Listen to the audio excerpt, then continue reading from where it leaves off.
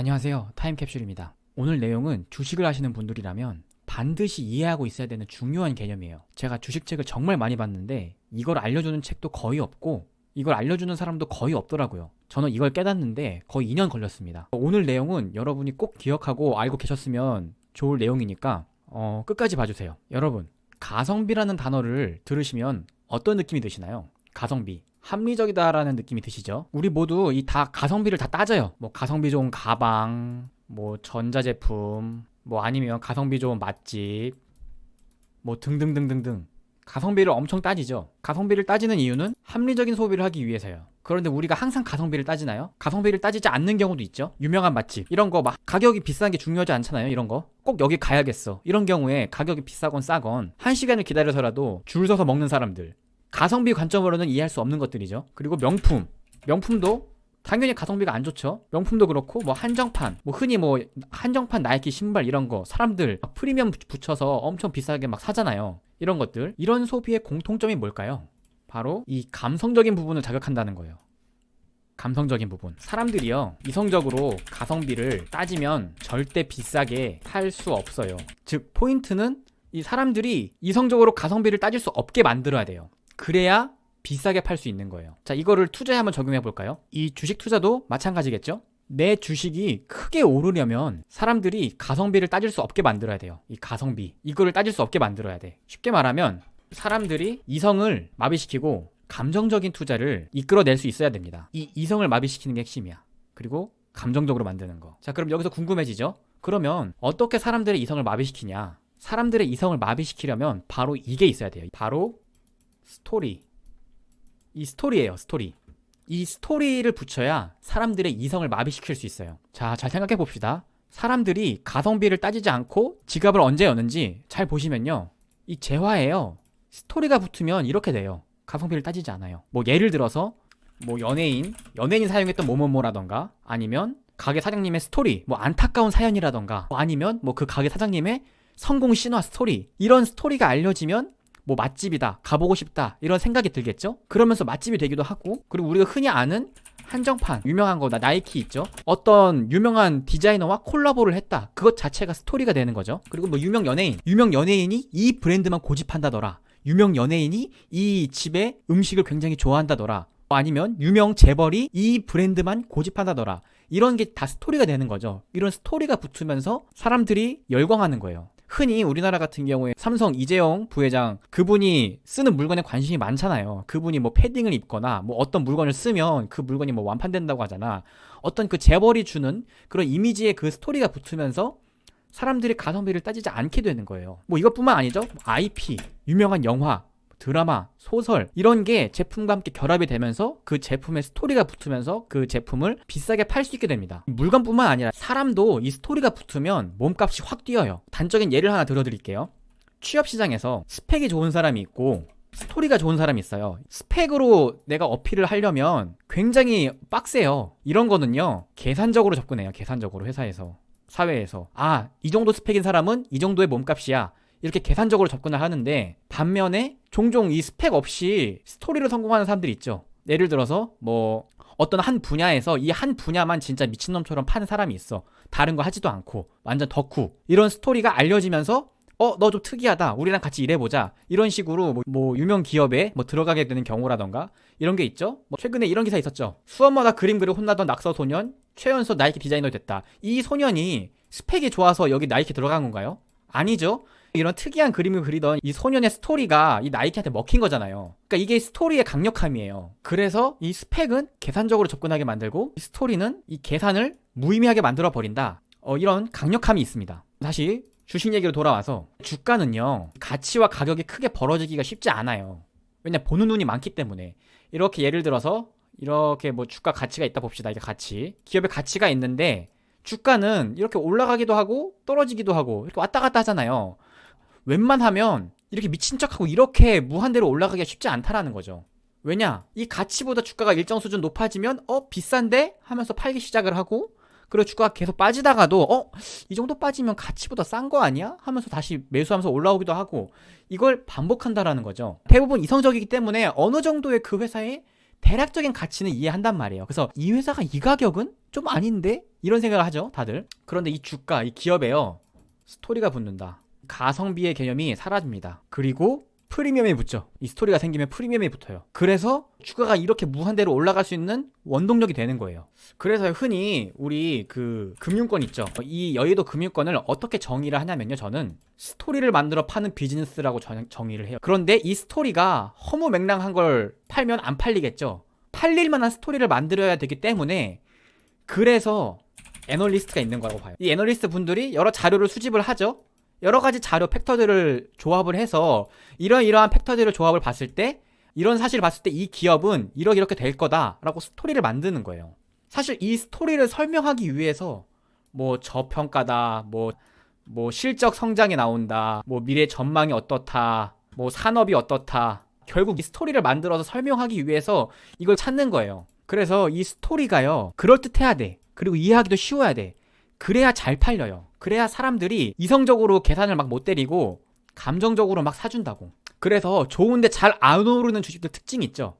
그러니까 적당히는 오르는데 막 폭발적으로는 못 오르는 주식들 특징이 뭐냐면요, 이런 주식들은 너무 이성적이다, 너무 계산적이야. 너무 계산적으로 움직이면 특정 범위 이상으로는 더 비싸게 안 사려고 해. 왜냐, 계산이 되니까. 계산을 못하게 만들어야 막 10배, 막 20배 말도 안 되게 이렇게 주가를 올릴 수가 있는데, 너무 수치적으로 접근을 하면 뭐 일반인들은 크게 열광을 못 한다고요. 이 계산적인 사고로는 엄청 비싸게 사주지 않아요. 그러면 과거에 잘 팔렸던 스토리 뭐가 있죠? 한번 생각을 해봅시다. 많이 올랐던 기업, 카카오, 네이버. 대표적으로 플랫폼 기업이죠. 사람들이 이런 기업에 많이 개인들이 열광을 했고 많이 비싸게 사준 이유가 뭐예요? 플랫폼. 모든 비즈니스가 이제 다 인터넷을 통해서 하잖아요. 네이버, 카카오와 엮이지 않고 할 수 있는 비즈니스가 얼마나 돼요? 이제 모든 분야의 네이버, 카카오 영향력이 커지면서 사람들이 그 스토리를 믿어주기 시작한 거죠. 그리고 바이오 기업들, 암 치료제, 암, 치매, 탈모, 이런 접목하기 어려운 것들, 이런 거를 고칠 수 있을 거라는 희망, 이런 스토리. 물론 이런 바이오 기업들은 이해하기가 어렵죠. 근데 반대로 생각하면 애초에 이게 이해가 안 되기 때문에 심플하게 접근하는 거예요. 그냥 이 약이 나오면 된대, 이 약이 나오면 암을 정복한대, 이 약이 나오면 치매를 정복한대. 스토리가 굉장히 심플하잖아요. 그래서 이 바이오 기업들이 주가가 폭발적으로 상승할 수 있는 그런 메커니즘이 되는 거예요. 테슬라 주가 말도 안 되게 비싸다, 말도 많죠. 그런데 왜 사람들이 이렇게 테슬라에 열광하고 많이 샀어요? 이 테슬라가 가진 이 가치가 뭘로 만들어지는 거예요? 스토리죠. 이 테슬라의 스토리, 테슬라가 그리는 이 미래 그림. 우리 스페이스 X 미래 우주도 할 거고 자율차도 할 거고 모두하고 다 할 거야. 옛날에는 이 스토리가 안 먹혔죠. 옛날에는 이 스토리가 안 먹혔어요. 그래서 주가가 못 올랐던 거야. 그런데 나중에 보니까 진짜 차를 만들어서 파네? 진짜 우주선을 쏘네? 말도 안 되는 소리라고 했는데 진짜 얘네는 할 것 같아. 진짜 할 것 같으니까 사람들이 그 스토리를 믿어주는 거죠. 그 스토리를 믿어주니까 주가가 말도 안 되게 상승할 수 있던 거고, 최근에 뭐 NFT 게임이라던가 이것도 결국 스토리였죠. 돈 버는 게임이라고? 아이템에 가치가 생긴다고? 이런 스토리가 먹힌 거죠. 어떤 스토리는요, 굉장히 미래에 대한 스토리인데 이 미래가요, 멀면 멀수록 이 스토리에 대한 꿈을 더 크게 가질 수 있어. 그리고 이 스토리 미래에 가까워지면 가까워질수록 현실을 인지하기 때문에 이 스토리, 이 꿈의 크기가 점점 작아집니다. 그래서 현실에 가까워질수록 이 기대감은 줄어들어요. 예를 들면 이런 거죠. 초딩 때 목표는 서울대 하버드였어. 그런데 고2 때는 인서울이라도 제발. 그리고 고3 때 되면 어떻게 돼요? 인서울은 모르겠고 수도권이라도 제발 가자. 이런 식으로 현실 타협하는 현상들 많죠. 이런 거랑 비슷한 거예요. 그래서 이 스토리가 먹히는 이유는요, 인간이요, 이 희망을 먹고 살기 때문에 그래요. 인간은 이 희망이 제일 중요해요. 희망. 생각보다요, 사람이 강해요. 현실이 아무리 시공창이고 진짜 죽을 것 같아도요, 이 희망이 있잖아요. 그러면 버텨요. 힘이 생겨요. 어디서 생겨요? 대표적으로 이 군대 같은 게 있죠. 내가 여기 아무리 힘들고 짜증나도 저녁이라는 희망이 무조건 있기 때문에 버티는 거예요. 반대로요, 현실이 아무리 등 따시고 배가 불러도요, 이 희망이 없잖아요. 내 미래에 대한 그게 희망이 꺾이잖아요. 그러면 인간은 버틸 수가 없어요. 진짜 고통스러워요. 당장 지금보다 이 미래에 대한 그게 되게 불확실해지면 정말 우울증 걸립니다. 그래서 주가도 마찬가지예요. 실적이 지금 당장 아무리 좋고 기업이 잘 나가도요, 이 미래, 꿈, 스토리, 이걸 비전이라고 하죠. 이게 없는 기업은요, 주가가 크게 못 올라요. 그냥 현상 유지밖에 못해. 아니면 주가가 사람들이 이성적으로, 계산적으로 접근하기 때문에 그냥 박스권만 왔다 갔다 한다고. 이게 핵심이에요, 핵심. 꿈, 스토리. 이거를 제시할 수 있어야 되고, 이거를 사람들을 믿게 만들 수 있어야 돼. 그러면 이 스토리와 이 꿈, 희망은 언제 사라질까요? 일반적으로 주가 측면으로 봤을 때 눈으로 확인할 수 있고 계산할 수 있을 때, 이 스토리와 꿈은 감성적인 영역이죠. 그런데 이 감성에서 언제 이성으로 바뀔까요? 눈으로 확인하고 직접 계산할 수 있게 될 때, 계산이 되기 시작하면 사람들은 이성을 찾기 시작하죠. 이 회사가 이만큼 벌 거라고 생각했는데 현실적으로 지금 이제 장사를 해보니까 이만큼밖에 못 버네? 이만큼 벌면 이만큼 채우려면 몇 년이 걸리지? 계산이 되기 시작하면 사람들은 이성을 찾습니다. 이성을 찾기 시작하면 가치와 가격이 벌어진 경우에 재빠르게 원래대로 돌아오겠죠. 제가 어디서 주워 들은 건데 정확히 기억은 안 나는데 재미있는 실험이 하나 있었어요. 이런 관련해서 어떤 사람이 이렇게 많은 짐이 있어요. 이렇게 물건이 있는데 이 물건을 혼자 옮기기가 어려워.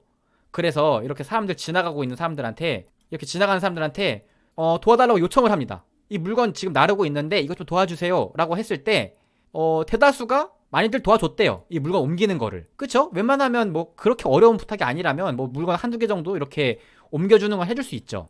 자, 그런데 똑같은 상황이에요. 똑같이 이렇게 물건을 옮기려고 이 상황인데 이번에는요.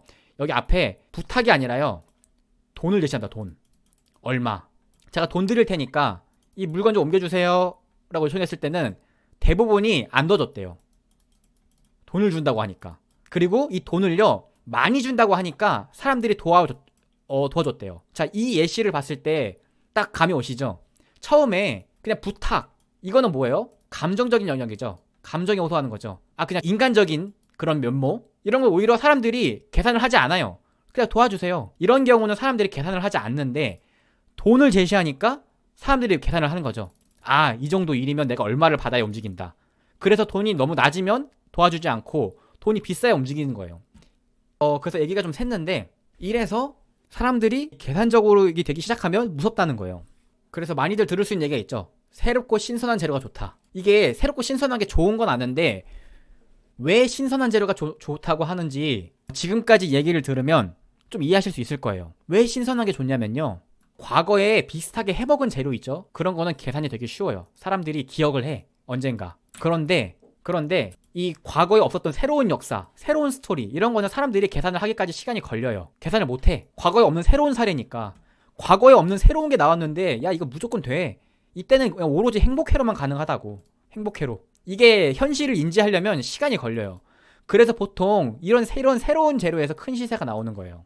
얘기가 많이 길어졌는데 그래서 결론은 사람들은 꿈을 먹고 산다. 그래서 그 꿈의 크기가 재료, 그 스토리의 크기다. 그리고 그 꿈은 현실을 인지하기 시작하면서 깨진다.